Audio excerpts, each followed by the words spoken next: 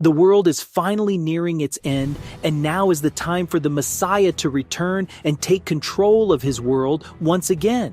And though what I am saying might feel like a joke to you, it is not. And what the world is going to experience in the next few days is going to change everything. The third temple is being secretly built in Israel, and what God said in Amos 9:14 is coming to reality. God is going to bring the people of Israel back to their country and end their exile. But what if the plan of healing the earth is actually just the start of the brutal end of this world? What if the third temple is actually a trap? Stay tuned to find out. With each day passing, the prophecies have manifested themselves in reality, from the drying up of the Euphrates River to the opening of the Pool of Siloam in Jerusalem after 2,000 years. And now it is the time for the rebuilding of the third temple, which will mark the return of the Messiah. The third temple, which is going to be built in Jerusalem, holds significance for Jewish people. According to popular religious beliefs, this is the center of the earth and the exact place where Abraham offered up his son Isaac, where King David purchased land, and where his son Solomon built the first temple. And this is how the story of the third temple started. Solomon's temple, also known as the first temple or the first house of the sanctum, was a temple in Jerusalem believed to have existed between the 10th and 6th centuries BCE. According to the Hebrew Bible, it was commissioned by biblical King Solomon before being destroyed during the siege of Jerusalem by King Nebuchadnezzar II of the Neo-Babylonian Empire in 587 BCE. The Hebrew Bible, specifically within the Book of Kings, includes a detailed narrative about the construction's ordering by Solomon, the second last ruler of the United Kingdom of Israel. But the importance of this holy temple is not limited to this. In addition to serving as a religious building for worship, the first temple also functioned as a place of assembly for the Israelites. And what makes the rebuilding of the third temple a very important issue is how the destruction of the predecessors of this temple was already written in the Holy Bible.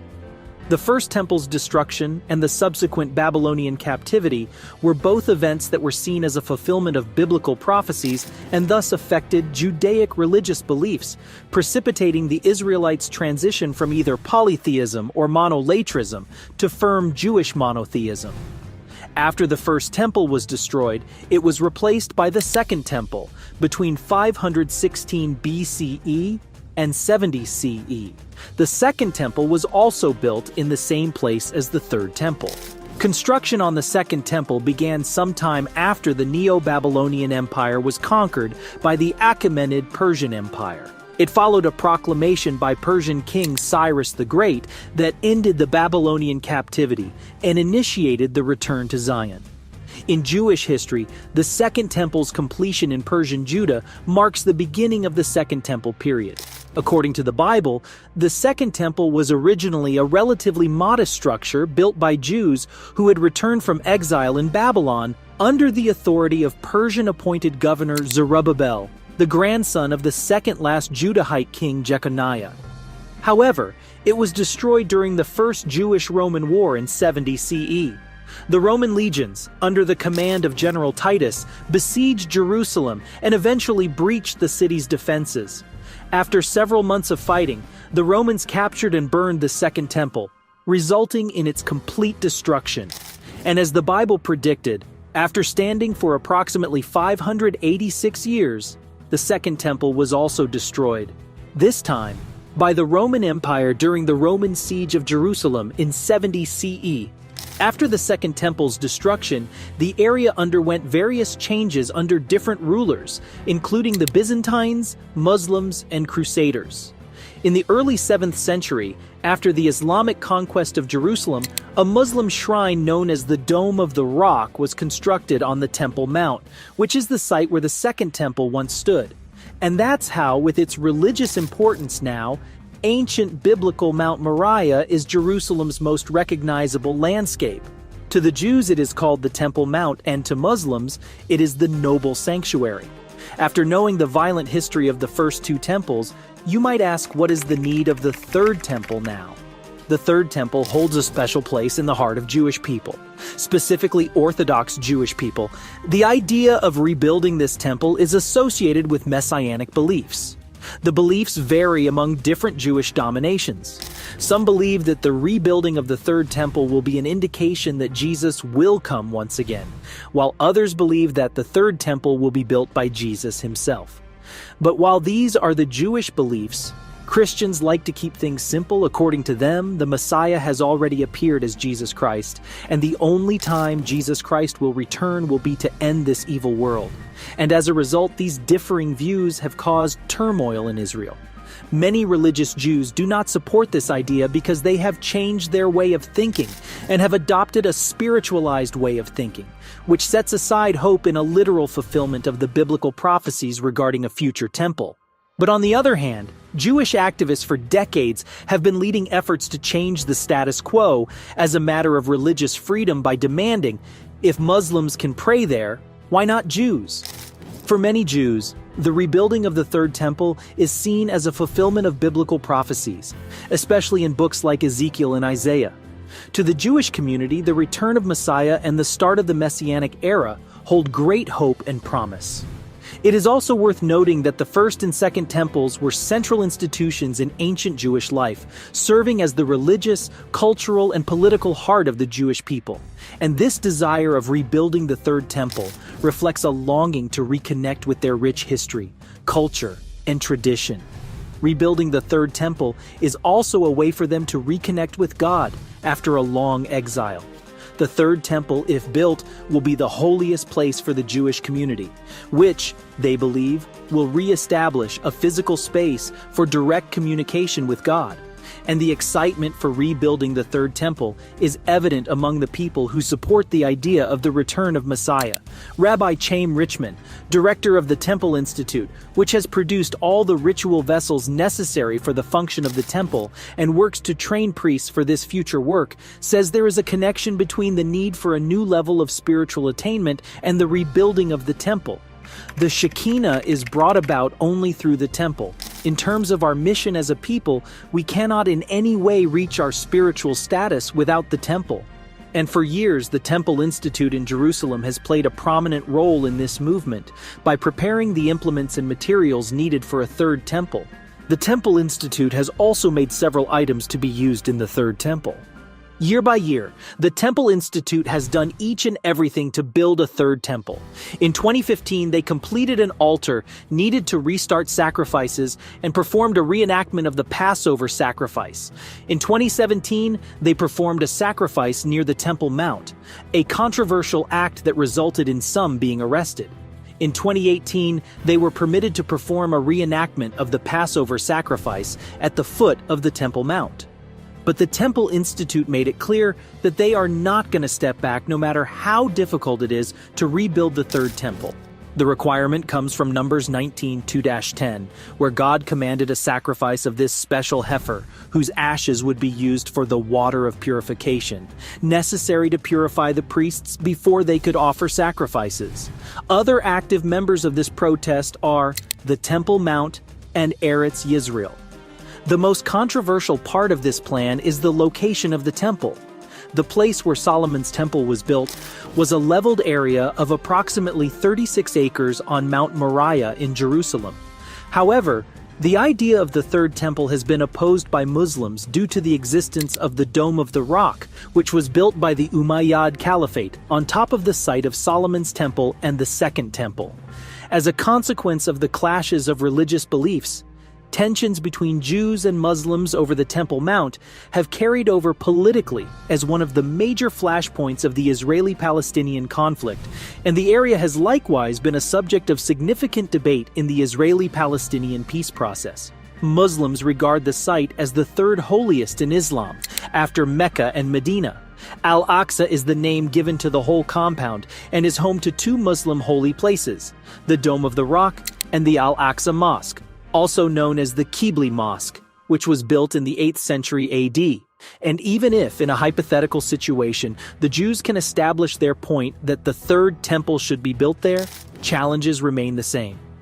One of the biggest challenges is who will build the third temple. When discussing the question of rebuilding the temple, it is important to keep in mind that, in general, this mitzvah, which is a Hebrew term that translates to commandment or good deed, is not an individual obligation, like the mitzvah of tefillin or Shabbat. Rather, it is a communal obligation, which means that it will be important to unite a large number of Jewish people.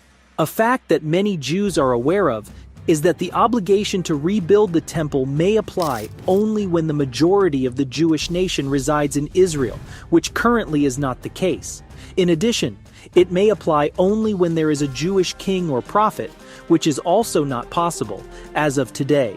Another problem is that even if the exact location and dimensions of the third temple are identified, who will go there? It is forbidden to enter the temple area in a state of ritual impurity, and the only way to become ritually pure is with the ashes of a red heifer, which presents its own set of challenges. So, will the third temple be rebuilt? How the temple will ultimately get rebuilt is a topic that still requires deep analysis and discussion, which makes sure that no one is harmed during the whole process. Maimonides, a renowned Jewish philosopher, says that the temple will be built by Messiah himself, and in fact, its construction will be one of the signs that he is indeed the Messiah.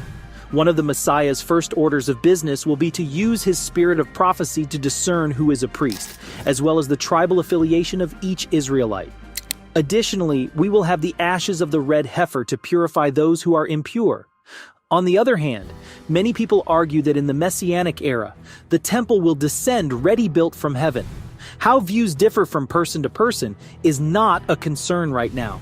What truly matters is that we are nearing the end of the earth, and it's the time for the Messiah to return.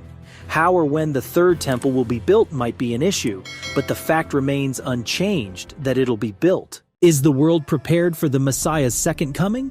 The historic event seems to be finally coming to pass with an unstoppable force that will change the course of history. In the middle of the fervor, one subject has long attracted discussion and debate: the building of the third temple in Jerusalem. The beginning of the Messianic period appears to be on the horizon as perceptions change and truths are revealed. This developing chapter is closely related to the idea of the third temple, a significant building with a lengthy history of construction and destruction. This temple, also known as the third house of the sanctum, would eventually be built in Jerusalem to replace Solomon's temple and the second temple. As the first temple, or the first home of the sanctuary, Solomon's temple was built under the rule of David's son, Solomon, and finished in 957 BCE. The pinnacle of King Solomon's rule was Solomon's temple. The Great Temple was intended to serve as a permanent resting place for the Ark of the Covenant, which held the Ten Commandments, and was something that King David, the father of Solomon, reportedly planned to construct a generation earlier. King David was forbidden from doing so by a divine mandate that read, "You will not build a house for my name." God said, "For you are a man of battles and have shed blood." Solomon nevertheless constructed the temple, which had an interior roof that measured 180 feet long by 90 feet broad and 50 feet high. According to historical accounts, King Solomon's temple reached a height of 120 cubits at its tallest point. During the construction of the first temple, Solomon made no compromises on the cost of the structure. King Hiram of Tyre was commissioned to provide vast quantities of cedar wood. He ordered that the foundation of the building be constructed using massive blocks of the finest stone, which were mined. He compelled his staff to work in shifts that could often extend a month at a time in order to finish this enormous undertaking. 3,300 officials in total were chosen to oversee the temple's construction. Solomon dedicated the temple with prayer and sacrifice after many years of construction. Even non-Jews were invited to attend and pray with the words, "Thus all the peoples of the earth will know your name and revere you, as does your people Israel." Solomon pleaded with God to pay special attention to their pleas. Additionally, they will realize that this house I erected bears your name. The initial temple soon doubled as a hub for Israelites to congregate, in addition to being a place of worship. Jews were banished in 587 BCE, which was viewed as the fulfillment of prophecy as the Bible had foretold, and the first temple met its end. Nebuchadnezzar II of Babylon, who took the temple's wealth out of it in 604 and 597 BCE and destroyed the structure in 587 to 586 BCE, caused the temple to suffer. Jewish people's faith in the Bible was enhanced by this catastrophe and the expulsion of Jews to Babylonia. A fulfillment of prophecy was also seen in this Jewish exile. A very significant biblical prophet named Jeremiah berated his fellow Israelites for not fully trusting in God and for worshiping other gods. He also stated that, although they were being punished by being exiled to Babylon, God would still call them home to Judea in 70 years. And 70 years after the Purim story, under the leadership of the prophets Ezra and Nehemiah, a large number of Jews returned to Israel, fulfilling another prophecy of the Second Temple. The Second Temple was erected on the same site once the Jews had returned, and sacrifices to God were once more performed there. Following this, the temple and the nearby mountains saw significant changes as a result of Herod, the Roman-appointed ruler of Judea during the 1st century BCE. Herod also enlarged and expanded the temple. The Romans, however, destroyed the Second Temple in 70 CE when the Great Revolt was unsuccessful, sharing the same fate as the First Temple. Jews place a great deal of importance on the Third Temple because of how the destruction of the First and Second Temples is depicted in the Holy Bible. The Muslims eventually acquired control of Jerusalem when the Second Jewish Temple was destroyed over a period of centuries. And on the Temple Mount, the location of the two Jewish temples, they erected two mosques. As a result, Mount Moriah in the ancient Bible became Jerusalem's most recognizable scenery. It is referred to as the Temple Mount by Jews and the noble sanctuary by Muslims. Muslims consider this location to be the third holiest in Islam after Mecca and Medina.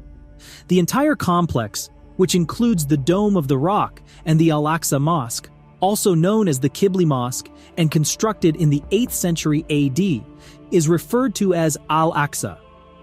And this is where the variations appear. The temple cannot be restored anytime soon because destroying these mosques will ignite a global jihad against Israel, which is prohibited by Muslim law. Jews are enraged by this reality, but since it's virtually impossible, why do Jews continually call for the building of the Third Temple?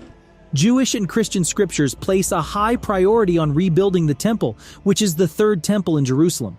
According to Mati and Bari, an associate professor of religion at the University of North Carolina at Pembroke, both religions describe a distinct beginning for mankind in the book of Ezekiel, indicating that there must also be a distinct end, which the Third Temple represents. Rebuilding this temple is a concept connected to Messianic beliefs.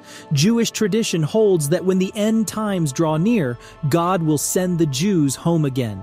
The Third Temple is expected to come down from heaven onto the Temple Mount in Jerusalem as one of a sequence of miracles that God would execute, according to another widely held belief. The Third Temple has a special place in the hearts of Jews, particularly Orthodox Jews, because of this longing for home. While there is dispute among Orthodox Jews as to how the Third Temple should be rebuilt, they do think that it should be rebuilt and that animal sacrifices should resume. Orthodox academics and rabbinic authorities largely agree that it was divine providence for the rebuilding to occur during the time of the Jewish Messiah. However, the Torah scholar and medieval Jewish philosopher Maimonides believed that wherever possible, Jews themselves should construct the temple. Conservative and Orthodox Jews have divergent views on this. Conservative Jews believe in a Messiah and temple rebuilding, but not in sacrificial restoration. As a result, the Jewish Law and Standards Commission of Conservative Judaism modified the prayer. Now, conservative prayer books call for the restoration of the temple, but not for the resumption of sacrifices. For this, the Orthodox study on sacrifice in the daily morning service was replaced with a Talmud passage teaching that sins are atoned for by acts of loving kindness. However, Jews are not the only ones who value the Third Temple. The Third Temple is crucial in Christianity as a sign of Jesus' second coming, as described in the Book of Revelation, claims Darrell Bach, a senior research professor at Dallas Theological Seminary. Among Christians, there are really only two approaches, he continued. One theory holds that there won't be a physical temple per se, but the more widely accepted one asserts that there will, and when it does, it will be a sign that the coming of Christ is very near. Another compelling reason for the rebuilding of the Third Temple is rooted in the teachings of the Talmud. According to this ancient text, during the time of King Agrippa, Jerusalem experienced a remarkable influx of millions of visitors and pilgrims from various regions. This historical context highlights the significance of the city as a spiritual hub and a center of pilgrimage. This idea has inspired a new way of thinking about the advantages of possibly recreating the Third Temple in modern times. According to some recent theories, the restoration of the temple would be able to capitalize on the lucrative spiritual tourist market, which has the potential to revitalize Jerusalem's cultural and economic environment. It supports the mayor of Jerusalem's audacious plan to draw an astounding 10 million visitors a year. Tourists looking to experience the spiritual richness and historical depth of the city might be drawn in by the appeal of a reconstructed Third Temple because of its great historical and theological relevance. By drawing on the precedent set during the era of King Agrippa, the aspiration to rebuild the Third Temple not only holds religious and cultural significance, but also carries the potential to fuel tourism-driven growth in the city. This multifaceted approach underscores the complex interplay between tradition, faith, economics, and the overarching ambition to revitalize Jerusalem's global stature as a destination of profound spiritual and historical importance.